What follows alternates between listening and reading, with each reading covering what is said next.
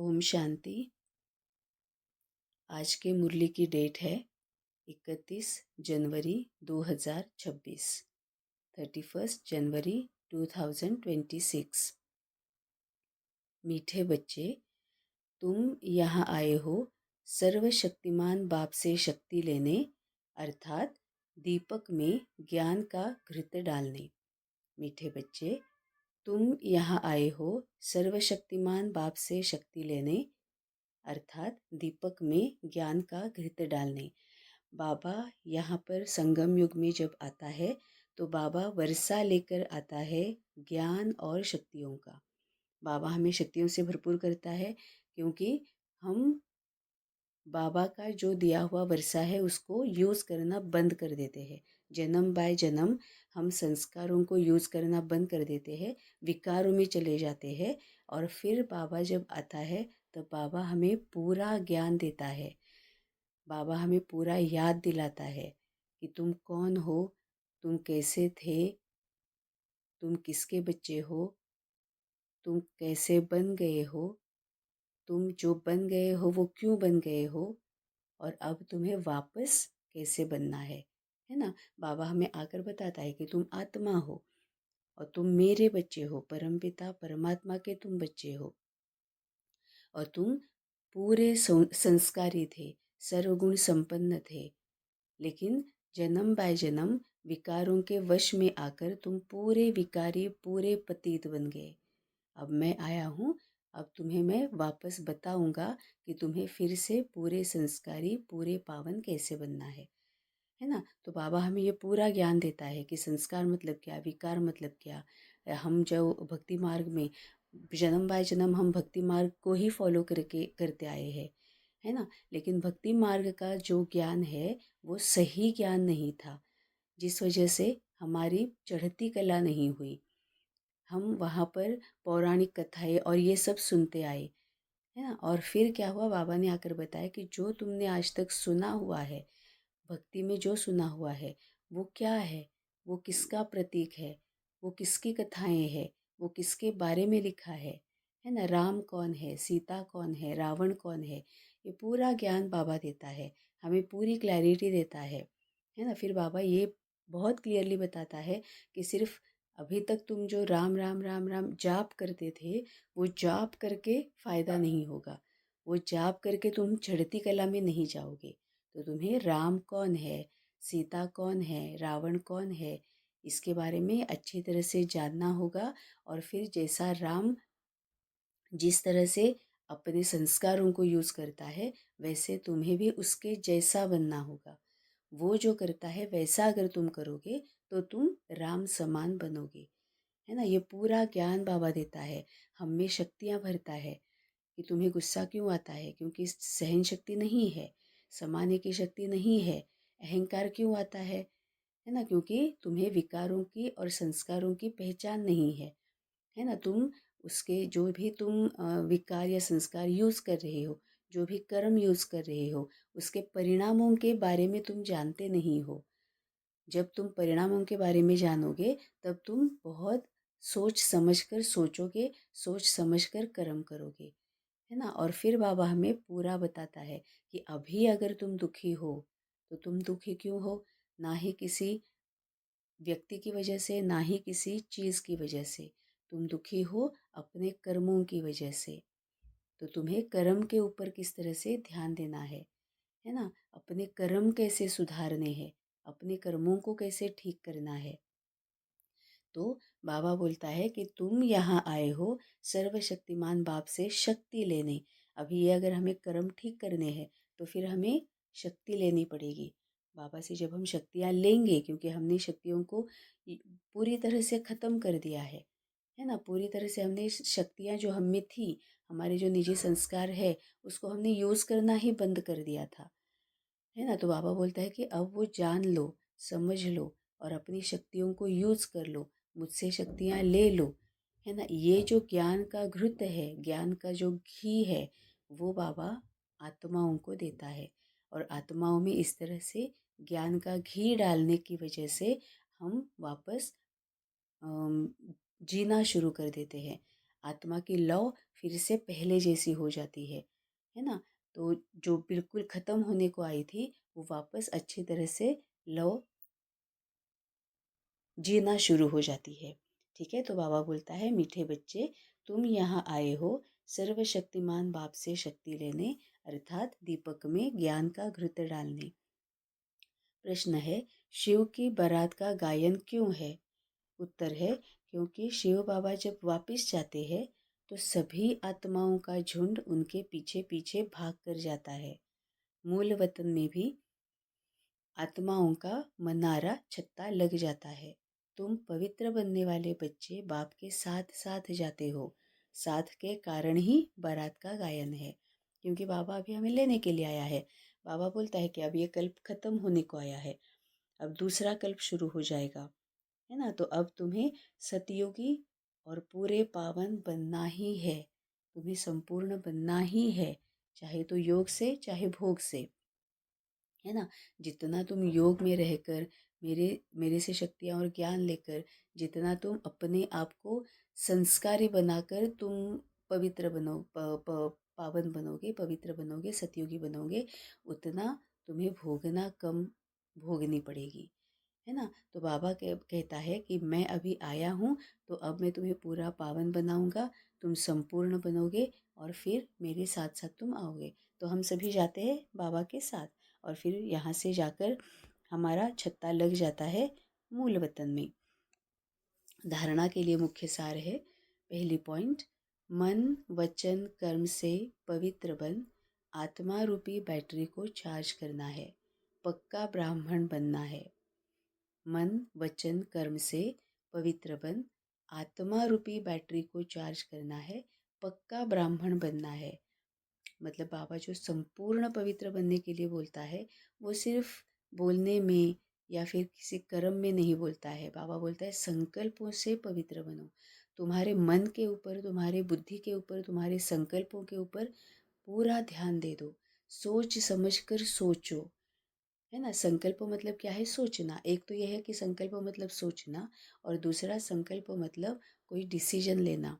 हम जैसे बोलते हैं ना कि मैंने संकल्प लिया है कि मैं 5 मंगलवार हनुमान जी के दर्शन ले लूँगी, है ना। तो मतलब क्या है कि मैंने व्रत लिया है, मतलब मैंने डिसाइड किया है ना। तो संकल्प माना सोच भी, और संकल्प माना व्रत लेना, डिसीजन लेना। तो बाबा बोलता है कि मन वचन कर्म से पवित्र बनना है। मन से ही पहले पवित्र बनना है, क्योंकि जो हम सोचते हैं, जो हमारे संकल्प होते हैं, वैसे ही हमारे बोल होते हैं और वैसे ही हमारी एक्शंस होती है। तो मनसा वाचा कर्मणा संपूर्ण पवित्र बनना है और आत्मा रूपी बैटरी को चार्ज करना है। आत्मा मतलब मन बुद्धि और संस्कार, है ना। तो ये जब हम संकल्पों के ऊपर ध्यान देंगे कि मैं क्या सोच रही हूँ, मैं क्या डिसीजंस ले रही हूँ। हम decisions through out the day, है ना, पूरे लाइफ में एवरी डे हम कोई ना कोई डिसीजन लेते रहते हैं। सुबह उठने से, आज सुबह उठने से लेकर कल सुबह उठने तक हम डिसाइड करते रहते हैं, संकल्प लेते रहते हैं, है ना। अब संकल्प मतलब ऐसा नहीं कि सिर्फ भक्ति में ही होता है। हम अगर गृहस्थ में है तो भी हम संकल्प लेते हैं ना, कि अपने लिए क्या करना है, बच्चों के लिए क्या करना है, युगल के लिए क्या करना है, पेरेंट्स के लिए क्या करना है, मैं भाई बहनों के लिए क्या करना है ना। पेरेंट्स का, इन लॉज का, भाई बहनों का, युगल का, बच्चों का, उनकी सेवा करना, ये भी हम व्रत ही तो लेते हैं ना। एक हाउस वाइफ, भौतिक में जब हम एक हाउस वाइफ का रोल प्ले कर रहे होते हैं, तब भी तो वो हम व्रत ही ले लिया रहता है ना। हमारा वो संकल्प ही होता है कि अब मुझे बहुत अच्छी माँ बनना है। ये हमारा संकल्प होता है, व्रत होता है, हमारा डिसीजन होता है ना। हम वो चूज़ करते हैं, है ना। तो इसको भी संकल्प ही बोला जाता है। अब मुझे अच्छी माँ बनना है, ये मैंने संकल्प ले लिया। तो बाबा बोलता है मन वचन और कर्म से पवित्र बन आत्मा रूपी बैटरी को चार्ज करना है। जो भी संकल्प तुम लोगे वो बहुत पवित्र होना चाहिए। हर एक जो सोच है वो पवित्र होनी चाहिए। और अब पूरा घोर कलयुग शुरू है, हम आत्माएं पूरी पतित बन चुकी है, पूरी विकारी बन चुकी है। तभी बाबा बोलता है कि मुझसे शक्तियाँ ले लो, क्योंकि अभी तुम जिस लेवल पर हो, जितने तुम वीक हो, जितने तुम मरे पड़े हो, है ना, तो तुम्हारे लिए बहुत डिफ़िकल्ट होगा। अच्छी सोच रखना, पॉजिटिव सोच रखना, संस्कारी बनना, पवित्र बनना तुम्हारे लिए बहुत डिफ़िकल्ट होगा क्योंकि तुम जानते ही नहीं हो। और अगर जान भी जाओगे तो शक्तियों की ज़रूरत पड़ेगी, है ना? तभी बाबा बोलता है कि मुझसे ज्ञान ले लो, मुझसे शक्तियाँ ले लो और मन वचन कर्म से पवित्र बनो। तभी तुम्हारी आत्मा रूपी बैटरी चार्ज होगी। मतलब ही तिल तिल मरना बंद हो जाएगा। मतलब ही जो अपमान के या फिर डर के या फिर किसी और चिंता के, परेशानी के जो कांटे चुभते रहते हैं, वो चुभना बंद हो जाएंगे। क्योंकि जब तुम्हारी आत्मा रूपी बैटरी चार्ज हो जाएगी, तब तुम्हें सभी शक्तियाँ तुम यूज़ कर पाओगे, सभी दैवी गुणों को तुम यूज़ कर पाओगे, है ना। जैसे हमारी मोबाइल होता है ना, मोबाइल की बैटरी होती है, तो फिर वो जब मोबाइल अच्छी तरह से बैटरी अगर चार्ज्ड है तो मोबाइल अच्छे से चलता है और उतनी देर तक चलता है ना। वैसे ही बाबा बोलता है कि अभी इस आत्मा रूपी बैटरी को इस तरह से चार्ज करो कि पूरा अगला कल्प जो है, वो जितना संस्कारों में तुम व्यतीत कर सकते हो, उतनी आत्मा रूपी बैटरी को चार्ज करो। जितना गुण और शक्तियों को, ज्ञान को अपने में भर लोगे, पूरी तरह से अपने आप को चार्ज करोगे, उतना तुम्हारा अगला कल्प जो है वो सुखी, समाधानी, शांत होगा। तो मन वचन कर्म से पवित्र बन आत्मा रूपी बैटरी को चार्ज करना है। पक्का ब्राह्मण बनना है। मतलब सिर्फ बोलने के लिए नहीं ब्राह्मण बनना है, पक्का ब्राह्मण, है ना। पूरी तरह से बाबा के, जो बाबा बोलता है ना कि मेरे राइट हैंड बच्चे, बाबा के सपूत बच्चे, है ना। वैसे ब्राह्मण मतलब ब्राह्मण स्वरूप बनना है ना। कि पूरे ज्ञान से भरपूर, पवित्रता से भरपूर, शांति से भरपूर, है ना। खुद सीखने वाले और दूसरों को सीखने में मदद करने वाले, भक्ति, है ना। ये जो बाबा जो बोलता है ज्ञान, योग, धारणा, सेवा, इससे संपूर्ण बनना है, संपूर्ण निर्विकारी बनना है। तो बाबा बोलता है कि पक्का ब्राह्मण बनना है। पॉइंट नंबर 2, मन मत व मनुष्य मत छोड़ एक बाप की श्रीमत पर चलकर स्वयं को श्रेष्ठ बनाना है। सतो प्रधान बन बाप के साथ उड़कर जाना है। मन मत व मनुष्य मत छोड़ एक बाप की श्रीमत पर चलकर स्वयं को श्रेष्ठ बनाना है। अब श्रेष्ठ मतलब आत्मा अगर चार्ज्ड है, पूरा चार्ज्ड है, पूरी तरह से पावन है ना, संस्कारी है, तो फिर आत्मा श्रेष्ठ है, महान आत्मा है ना। मतलब ही क्या है कि वो निर्विकारी है। तो अगर हम किसी भी देहधारी के वश में आएंगे, देहधारी के प्रभाव में आएंगे, फिर वो खुद से लेकर कोई भी और हो, तो हमारा डाउनफॉल ही रहेगा, है ना। हम चढ़ती कला में नहीं आएंगे। हमें अगर चढ़ती कला में आना है तो सिर्फ और सिर्फ हमें श्रीमत पर चलना होगा। बाबा को पूछ कर ही हर कदम बढ़ाना होगा, है ना। फिजिकल कदम भी और आत्मा का कदम भी। आत्मा का कदम है हमारी एक एक सोच। तो बाबा को पूछ कर ही हमें आगे बढ़ना होगा। तभी बाबा बोलता है कि श्रीमत पर चलकर स्वयं को श्रेष्ठ बनाना है। सतो प्रधान बन बाप के साथ उड़कर जाना है। मतलब बाबा बोलता है ना कि तुम्हें पावन तो बनना ही है, योग से चाहे भोग से। अगर हम भोग से बनेंगे, भोगना से बनेंगे, तो फिर क्या है कि वो धर्मराज जो है वो हमें ड्रैग करते करते लेके जाएगा, है ना। ये टाइम जो है, धर्मराज जो है, ये प्रकृति जो है वो हमें कॉर्नर करेगी कि अब तो तुम्हें सुधरना ही है, अब तो तुम्हें चेंज होना ही है। तो हम घसीटते घसीटते जाएंगे क्योंकि कुछ समझ में ही नहीं आ रहा है ना। हम समझ ही नहीं रहे हैं कि क्या हो रहा है, मुझे क्या करना चाहिए। क्यों? क्योंकि हम बाबा को सुन ही नहीं रहे हैं। हम बाबा को, अपने आप को बाबा के साथ नहीं रख रहे हैं। तो हम घसीटते जा रहे हैं, भोगना के साथ जा रहे हैं। लेकिन बाबा कहता है कि अगर मेरी मत पर चलोगे तो बाबा के साथ उड़ कर जाओगे। जो भी बीच में कांटे हैं, जो भी माया है, जो भी प्रॉब्लम्स है, इश्यूज है, हमें दिखाई भी नहीं देंगे। हम उड़कर जा रहे हैं, वो तो सब नीचे है, भौतिक में है ना, इस धरती पर है, भौतिक में है। देह और देह से संबंधित बातें यहाँ पर है। हम अगर उड़कर चले जाएंगे तो वो हमें महसूस नहीं, भोगना महसूस नहीं होगी। तभी बाबा बोलता है कि सतो प्रधान बन बाप के साथ उड़कर जाना है, मतलब आत्मिक स्थिति में रहना है। मैं आत्मा परमपिता परमात्मा के साथ और सामने वाली आत्मा। पूरा कर्म का ज्ञान, है ना, पूरा ज्ञान और सभी शक्तियों को यूज़ करेंगे तो आत्मा रूपी बैटरी पूरी चार्ज होगी और बाबा के साथ उड़कर जाएंगे। वरदान है, सत्यता की शक्ति द्वारा प्रकृति व विश्व को सतो प्रधान बनाने वाले मास्टर विधि विधाता भव। सत्यता की शक्ति द्वारा प्रकृति व विश्व को सतो प्रधान बनाने वाले मास्टर विधि विधाता भव। जब आप बच्चे सत्यता की शक्ति को धारण कर मास्टर विधि विधाता बनते हो तो प्रकृति सतो प्रधान बन जाती है, युग सतयुग बन जाता है, सर्व आत्माएं सद्गति की तकदीर बना लेती है। आपकी सत्यता पारस के समान है। जैसे पारस लोहे को पारस बना देता है, ऐसे सत्यता की शक्ति आत्मा को, प्रकृति को, समय को, सर्व सामग्री को, सर्व संबंध को, संस्कारों को, आहार व्यवहार को सतो प्रधान बना देती है। इतना ब्यूटीफुल वरदान है। जब आप बच्चे सत्यता की शक्ति को धारण कर मास्टर विधि विधाता बनते हो तो प्रकृति सतो प्रधान बन जाती है, युग सतयुग बन जाता है ना। मतलब बाबा बोलता है कि तुम्हें सत्यता की शक्ति धारण करनी है। सत्यता मतलब क्या है?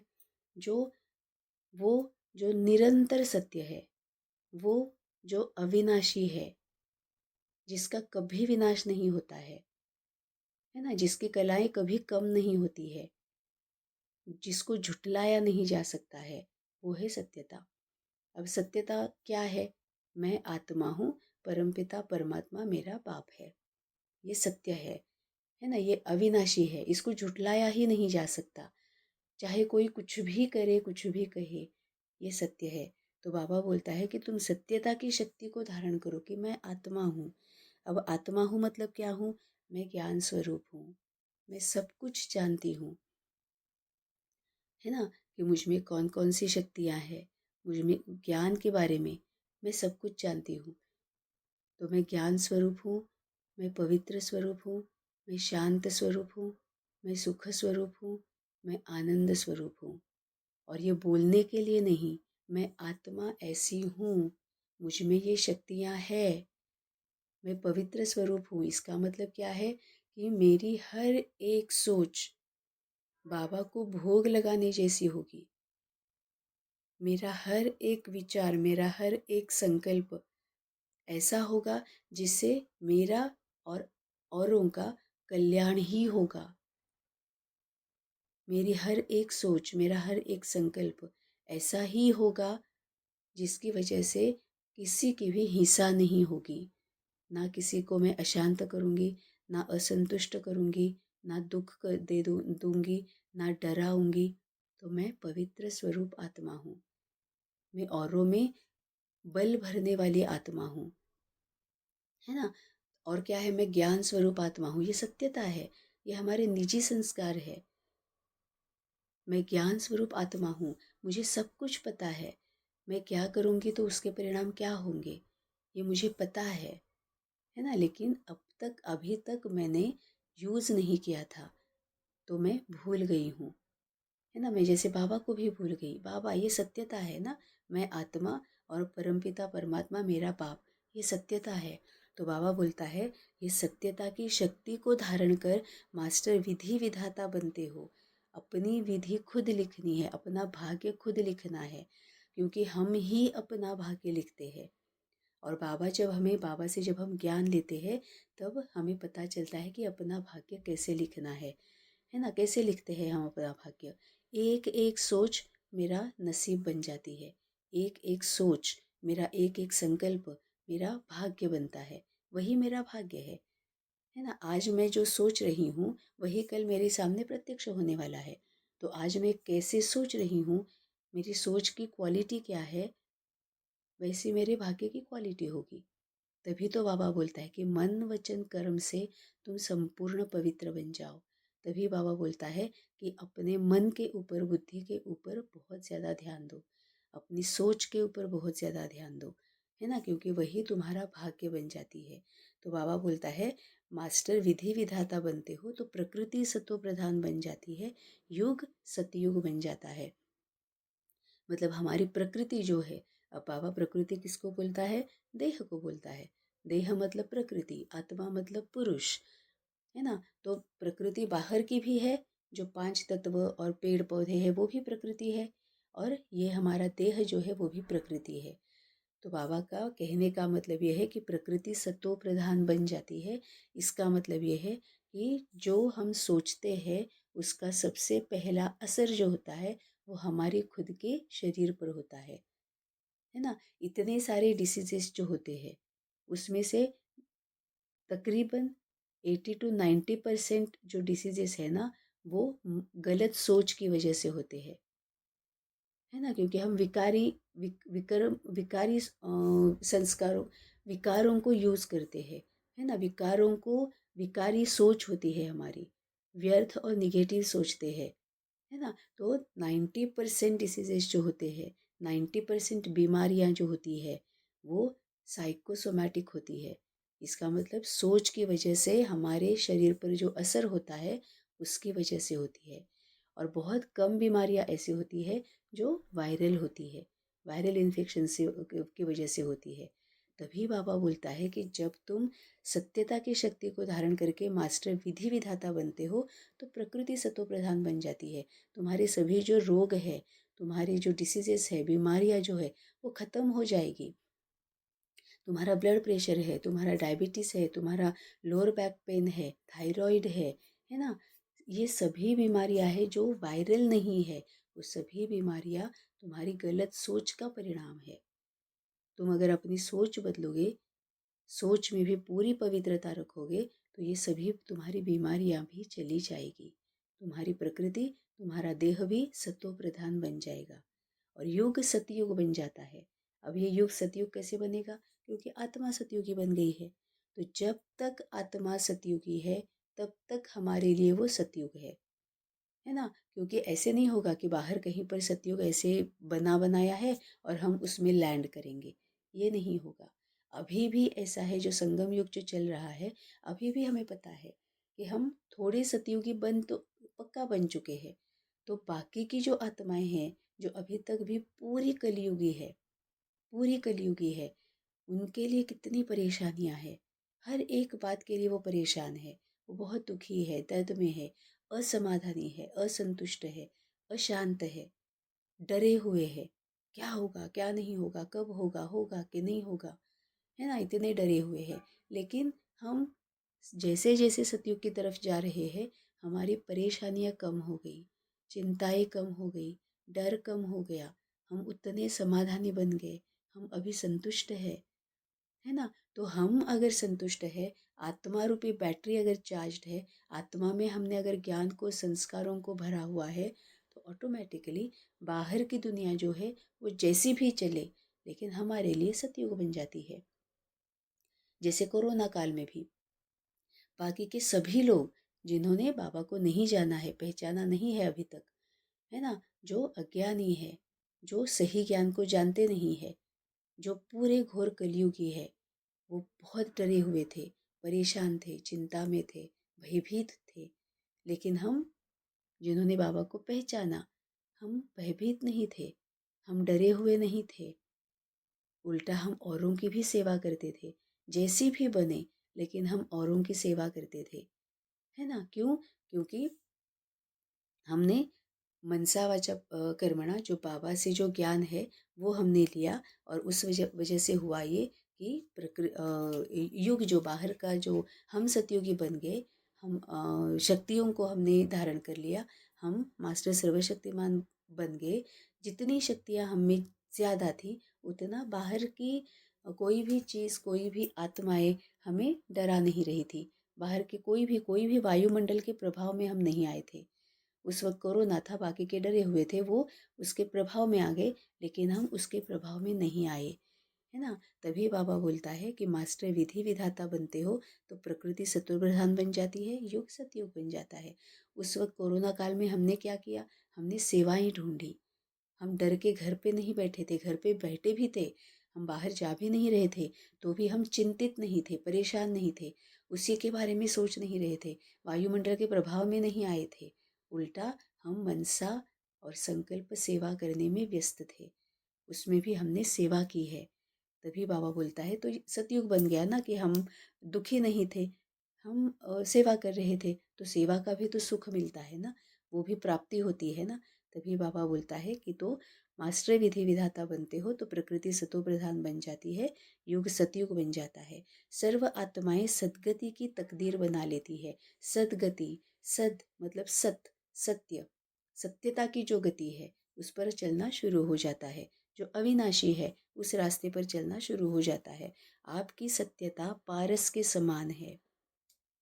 जैसे पारस लोहे को पारस बना देता है, ऐसे सत्यता की शक्ति आत्मा को, प्रकृति को, समय को, सर्व सामग्री को, सर्व संबंध को, संस्कारों को, आहार व्यवहार को सत्वप्रधान बना देती है।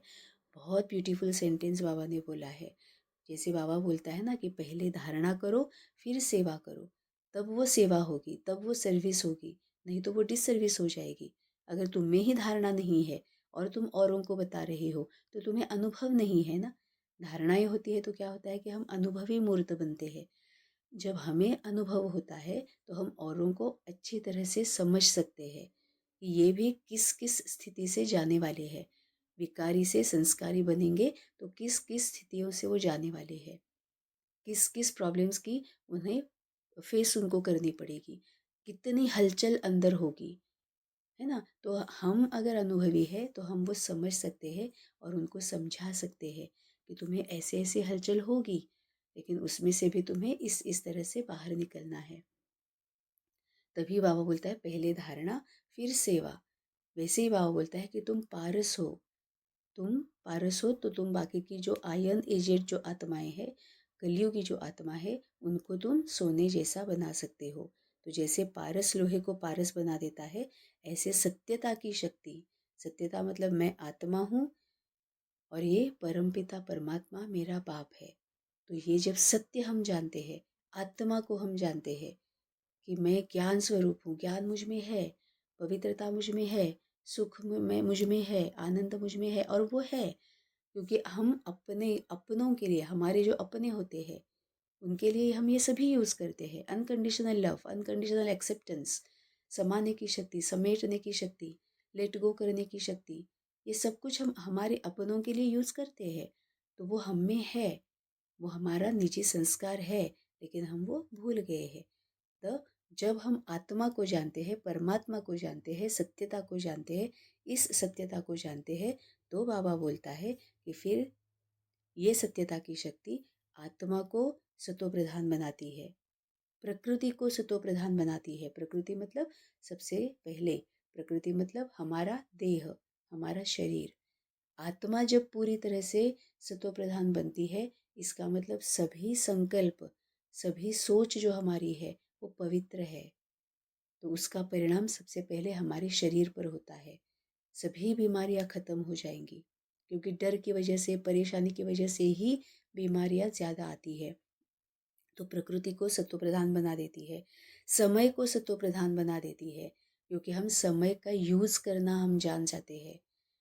कोरोना था तो हम डरे हुए नहीं थे, हम डरे हुए नहीं थे, इसीलिए उस समय को भी हमने सेवा में सेवा के लिए यूज़ कर लिया, है ना। तो समय को भी हम सतो प्रधान बना देते हैं।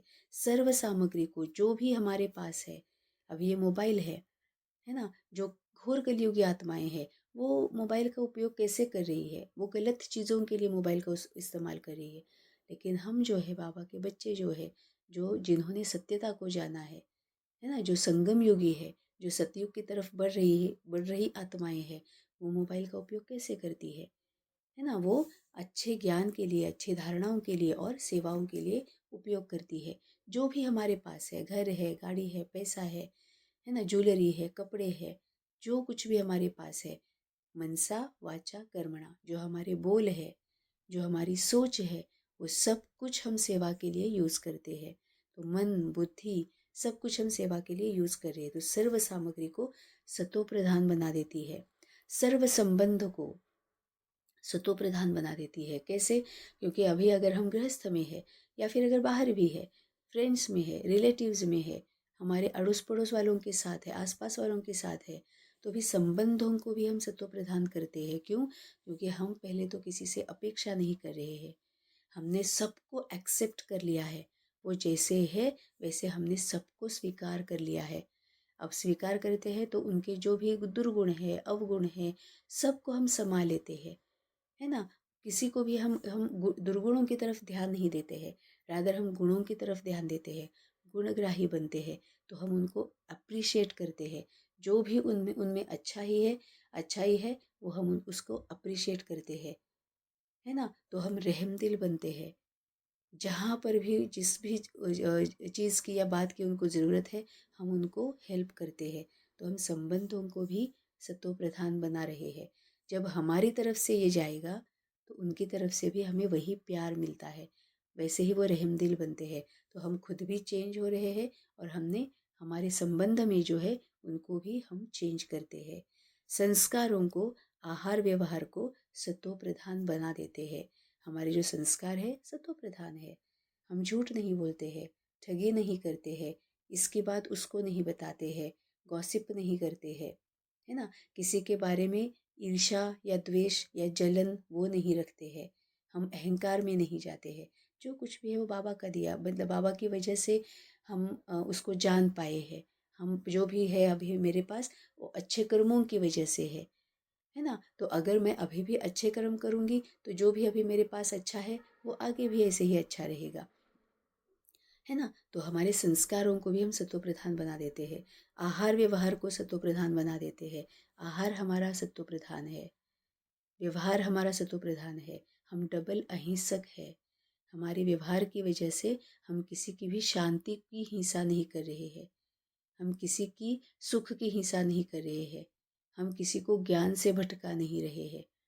है ना? तो आहार व्यवहार जो है, अब आहार व्यवहार आत्मा के लिए पहले, अब आत्मा का आहार क्या है और व्यवहार क्या है, तो उसको ये सत्यता की शक्ति जो है वो इस सब को सत्व प्रधान बना देती है। तभी बाबा बोलता है कि सत्यता की शक्ति द्वारा प्रकृति व विश्व को सत्व प्रधान बनाने वाले मास्टर विधि विधाता भव। स्लोगन: योगी आत्माएं वह है जिन्हें प्रकृति की हलचल भी आकर्षित ना करे। योगी आत्माएं वह है जिन्हें प्रकृति की हलचल भी आकर्षित ना करे। अब इसका मतलब प्रकृति मतलब सबसे पहले हमारा देह, हमारा शरीर, है ना? तो हमारे शरीर में कर्मों की वजह से, हमारे पिछले जो कर्म है उसकी वजह से हमारे शरीर के साथ भी कर्म है ही। शरीर की कोई ना कोई तकलीफ होगी ही, शरीर कुछ ना कुछ जवाब देगा ही, है ना? कोई, क्योंकि अभी हम ज्ञान स्वरूप बन रहे हैं, मास्टर ज्ञान स्वरूप बन रहे हैं, अभी हम ज्ञान को यूज़ कर रहे हैं। लेकिन जब हम अज्ञानी थे तो हम ज्ञान को यूज़ नहीं कर रहे थे, तो काफ़ी सारे विकर्म हुए हैं। वो शरीर के साथ भी हमने बहुत सारे गलत चीज़ें की हुई है ना? तो अभी हमारा देह भी जवाब दे देता है। लेकिन ये जो कुछ भी शरीर में हलचल होती है, शरीर के जो कुछ भी दुख दर्द है, वो भी योगी आत्माओं को हलचल में नहीं डालती है, हलचल आकर्षित नहीं करती है ना? क्यों नहीं करती है? क्योंकि हमें पता है कि शरीर में अगर कुछ तकलीफ है, तो कुछ तो गड़बड़ हुई है। हम डर नहीं जाते हैं, परेशान नहीं हो जाते हैं। पहले तो हम शरीर को सुनते हैं, शरीर को ऑब्ज़र्व करते हैं। अगर मेरा हाथ दुख रहा है, तो इसका मतलब ये है कि मेरा शरीर मेरे साथ कुछ बात कर रहा है। कुछ तो शरीर में गड़बड़ चल रही है, कुछ तो ठीक नहीं है। इसी वजह से मेरा शरीर बता रहा है हाथ के पेन के थ्रू कि देखो यहाँ पर कुछ गड़बड़ है। तो हम सुनते हैं, फिर हम सोचते हैं, है ना? और हम जान लेते हैं कि क्या है, क्यों है, किसके पास जाना है। तो हम हलचल में नहीं आते हैं, है ना? तभी बाबा बोलता है कि प्रकृति की हलचल भी योगी आत्माओं को आकर्षित नहीं करती है, क्योंकि हम आत्मा से जुड़े हुए हैं, हम आत्मिक स्थिति में है और परमात्मा से जुड़े हुए हैं। मतलब ही हम ज्ञान स्वरूप है, हम पवित्र स्वरूप है, ज्ञान को यूज़ करने वाले हैं। तो प्रकृति की हलचल भी हमें आकर्षित नहीं कर सकती, मतलब देह भी और बाहर की नेचुरल कैलामिटीज़ अभी आते हैं तो हम हलचल में नहीं जाते हैं। अगर कहीं पर भूकंप है, कहीं पर ज्वालामुखी का स्फोट हुआ है, कहीं पर और कुछ अगर फ्लड आए हैं, है ना। तो हम हलचल में नहीं जाते हैं, हम सेवा करना शुरू कर देते हैं, सतो प्रधान बन जाते हैं, सतो प्रधानता की वजह से सेवा में चले जाते हैं। तो ये हलचल हमें आकर्षित नहीं करती है। तो योगी आत्माएं वह है जिन्हें प्रकृति की हलचल भी आकर्षित ना करे। तो सेल्फ चेकिंग करनी है कि क्या देह की अगर कोई प्रॉब्लम है या बाहर के जो 5 तत्व अभी उफाल पर है, वो अगर देख के क्या मैं हलचल में आती हूँ? अगर मैं हलचल में आती हूँ तो मैं योगी आत्मा नहीं हूँ, मैं बाबा के साथ योग में नहीं हूँ, मैं बाबा के साथ कनेक्टेड नहीं हूँ। योग मतलब कनेक्शन, मैं बाबा के साथ कनेक्टेड नहीं हूँ। तो ये सेल्फ चेकिंग करेंगे। अव्यक्त इशारे, स्वदर्शन चक्रधारी सो छत्रधारी बनो। तो देह की स्मृति के अनेक व्यर्थ संकल्पों के चक्र से, लौकिक और अलौकिक संबंधों के चक्र से, अपने अनेक जन्मों के स्वभाव और संस्कारों के चक्र से और प्रकृति के अनेक प्रकार की आकर्षण के चक्र से जब मुक्त हो जाएंगे, तब अन्य आत्माओं को भी बाप से प्राप्त हुई शक्तियां द्वारा अनेक चक्करों से सहज ही छुड़ाकर जीवन मुक्त बना सकेंगे। बहुत ब्यूटीफुल अव्यक्त इशारा है कि हमें अगर बंधन मुक्त रहकर जीवन मुक्त बनना है तो क्या करना है। तो आज बाबा ने कितने सारे चक्रों के बारे में बताया है। स्वदर्शन चक्रधारी सो छत्रधारी, स्वदर्शन, हर क्षण स्वदर्शन चक्रधारी बने ही रहना है, अपना खुद का दर्शन करते रहना है कि अभी कल मुझ में क्या क्या विकार थे, कौन कौन सी कमियां थी, कौन कौन सी कमजोरियां थी, क्या आज भी वो है, क्या आज भी मैं उसके प्रभाव में आती हूँ, है ना। आज सुबह मैंने ये किया था, मैं गुस्से में आ गई थी, है ना, तो गुस्से के प्रभाव में आ गई, मैंने विकार को, कमी कमी को यूज़ किया, कमजोरी को यूज़ किया, अब मुझे उसको यूज़ नहीं करना है ना। तो स्वदर्शन चक्रधारी सो छत्रधारी, फिर क्या होता है, एक छत्रधारी बनते हैं ना हम, स्वराज्य अधिकारी बनते हैं, है ना, छत्रधारी बनते हैं। तो छत्रधारी बनो तो देह की स्मृति के अनेक व्यर्थ संकल्पों के चक्र से, देह और देह से संबंधित जो बातें हैं, है ना, तो व्यर्थ ही संकल्प देते हैं वो। जैसे ही हम देह भान में आते हैं, हमारे संकल्प व्यर्थ होते हैं। तो वो संकल्पों का, व्यर्थ संकल्पों का चक्र वो शुरू हो जाता है ना। अगर कुछ याद आता है कि आज सुबह इसने मुझे ये बोला था, है ना, जब हम देहभान में है तो क्यों बोला था, कैसे बोला था, कब बोला था, ऐसे कैसे बोला था, मुझे ही क्यों बोला था, मैंने उस वक्त ये क्यों नहीं जवाब दिया, उस वक्त मैं चुप क्यों रही, है ना। ये शुरू हो जाता है, वो सबको ही ऐसे ऐसे सबके साथ ही उनका ऐसा है, अब तो मैं बिल्कुल सहन नहीं करूँगी। अगर हम देह भान में है तो ये व्यर्थ संकल्पों का चक्र शुरू हो जाता है, हम उसमें फंस जाते हैं। लेकिन अगर हम देही अभिमानी है तो हम क्या समझेंगे, देही अभिमानी मतलब आत्मा स्थिति में है, तो आत्मा स्थिति में है, अपने आप से जुड़े हुए है, आत्मिक स्थिति में है, तो ज्ञान स्वरूप है। तो हम क्या सोचेंगे कि हाँ उसने ऐसे बोला था, शायद मेरा पहले का कुछ कार्मिक अकाउंट है, शायद वो कुछ दुख में होगी, दर्द में होगी, वो आत्मा कुछ पीड़ा में होगी, है ना, उसमें शक्ति नहीं है। मुझे, मेरे साथ तो बाबा है, उसके साथ तो बाबा भी नहीं है। तो अगर उसने गुस्सा किया है, अगर उसने मुझे अपमानित किया है, तो इसका मतलब उसमें सहन शक्ति की कमी है, प्यार की कमी है, समझने की ताकत नहीं है ना। तो मुझे उसमें वो बल भरना है, वो अशांत है तो शांति की शक्ति देनी है ना, ज्ञान की शक्ति देनी है, सहन करने की, लेट गो करने की, ये सभी समाने की, ये शक्तियाँ मुझे उसमें भरनी है ना। तो क्या होगा, ये जो व्यर्थ संकल्प है उसके चक्र से हम निकल जाएंगे। तभी बाबा बोलता है कि अगर स्वदर्शन चक्रधारी सो छत्रधारी बनो, तो व्यर्थ संकल्पों के चक्र से, लौकिक और अलौकिक संबंधों के चक्र से, मतलब अब बाबा तो ये तक बोल रहा है कि अलौकिक संबंध जो तुम्हारे हैं उनके भी चक्र में मत फंसो, है ना। तो क्योंकि वो भी हमारे एक रॉयल रूप होता है ना, कि नहीं नहीं ये तो बाबा को जानते नहीं है, उनमें से तो बाहर निकलना है, उनकी तरफ तो ध्यान नहीं देना है, लेकिन ये तो बाबा को जानने वाले हैं, तो फिर ये मेरे अपने हैं। तो अगेन हम अपनों में ही आ रहे हैं, मैं और मेरे अपने, इनमें ही हम आ रहे हैं।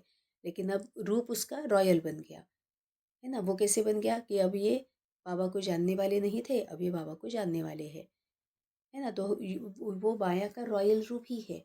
तभी बाबा ने क्लियरली बता दिया कि अलौकिक संबंधों के चक्र से भी अपने आप को निकालना है। तो लौकिक संबंध, अलौकिक संबंध, इसका ही मतलब मैं आत्मा हूँ और हर एक मेरे लिए भाई भाई ही है। हर एक आत्मा मेरे लिए भाई है। कोई भी मेरे लिए पराया नहीं है, कोई भी मेरे लिए अपना नहीं है। सभी बाबा के बच्चे हैं, सभी मेरे भाई है ना। तो लौकिक और अलौकिक संबंधों के चक्र से निकलना है, अपने अनेक जन्मों के स्वभाव और संस्कारों के चक्र से निकलना है ना। जितने अभी हमने अक्वायर किए हुए जो संस्कार थे, झूठ बोल रहे थे, चोरी कर रहे थे, अपमान कर रहे थे लोगों का, दो लोगों को दुख दे रहे थे, है ना, लोगों को डरा रहे थे, ठगी कर रहे थे, गॉसिप कर रहे थे, इसकी बात उसको बता रहे थे, व्यर्थ संकल्प, ये ऐसा है, कैसा है, ये ऐसा क्यों है, व्यर्थ संकल्प कर रहे थे, है ना। तो बाबा बोलता है कि अपने जो जन्मों के जन्म जन्म के जो स्वभाव और संस्कार जो है, विकार जो है, उस चक्र से मुक्त हो जाएंगे। प्रकृति के अनेक प्रकार के आकर्षण के चक्र से मुक्त हो जाएंगे। अब प्रकृति मतलब हमारा शरीर, पहले शरीर को लेते हैं, जैसे शरीर की पीड़ा के हलचल में आ जाते हैं, उसकी तरफ आकर्षित हो जाते हैं, वैसे दूसरी तरफ भी होता है कि मुझे ज्वेलरी खरीदनी है, मुझे अच्छे अच्छे कपड़े चाहिए, मुझे इसी ब्रांड के कपड़े मैं पहनती हूँ, है ना, मुझे तो बिल्कुल पूरा मैचिंग मैचिंग ज्वेलरी चाहिए होती है, मैं तो ये के बगैर बाहर जा ही नहीं सकती, मुझे तो बहुत अच्छा लगता है। ये सभी आकर्षण है ना। आकर्षण मतलब क्या है कि उसके प्रभाव में हम आ रहे हैं, और इस तरह से देह और देह से संबंधित किसी भी प्रभाव में आते हैं तो वो विकर्म ही होता है ना। तभी बाबा बोलता है कि प्रकृति के अनेक प्रकार के आकर्षण से मुक्त हो जाएंगे, और बाहर की प्रकृति अब उसके भी आकर्षण से मुक्त हो जाएंगे। अब बाहर भी होता है ना, बहुत थक गए हैं, अभी तो हमें एवरी वीकेंड हमें बाहर जाना ही पड़ता है चेंज के लिए, फिर हम रिफ़्रेश हो जाते हैं, ये भी एक आकर्षण ही है। जैसे ये है कि नेचुरल कैलामिटीज़ होती है, तो उसके प्रभाव में जैसे हम आकर परेशान होते हैं, चिंतित होते हैं, डर जाते हैं, है ना, अशांत हो जाते हैं, वैसे अच्छे अच्छे जो हिल स्टेशंस है, या फिर ये होता है ना कि आज यहाँ घूमने के लिए गए, वहाँ पर ट्रिप निकाली, ये होता है, वो भी एक आकर्षण में नहीं आना है, प्रभाव में नहीं रहना है। हमारे पिछले अच्छे कर्मों की वजह से वो सुख भी हमारे सामने आएंगे, पक्का आएंगे। हमें भी हिल स्टेशन घूमने जाने के लिए हमें भी मौका मिलेगा, वो भी हमारे सामने सिचुएशन आएगी, लेकिन उसके प्रभाव में नहीं आना है। तो बाबा बोलता है कि प्रकृति के अनेक प्रकार के आकर्षण के चक्र से जब मुक्त हो जाएंगे, तब अन्य आत्माओं को भी बाप से प्राप्त हुई शक्तियों द्वारा अनेक चक्करों से सहज ही छुड़ाकर जीवन मुक्त बना सकेंगे। अब जब इन सभी चक्करों से हम मुक्त हो जाते हैं, इसका ही मतलब हम किसी भी बंधन से मुक्त है। कोई भी बंधन हमें अपने प्रभाव में ला नहीं सकता, मतलब ही हम जीवन मुक्त है। किसी भी आकर्षण से मुक्त जिंदगी हम जी रहे हैं, किसी भी आकर्षणों के प्रभाव से मुक्त जिंदगी हम जी रहे हैं, तभी वो जीवन मुक्त स्थिति है। तो बाबा बोलता है जब तुम ऐसे जीवन मुक्त बन जाओगे, तभी तुम अन्य आत्माओं को भी जीवन मुक्त बना सकोगे। तो पहले धारणा करनी है और फिर सेवा करनी है। ओम शांति।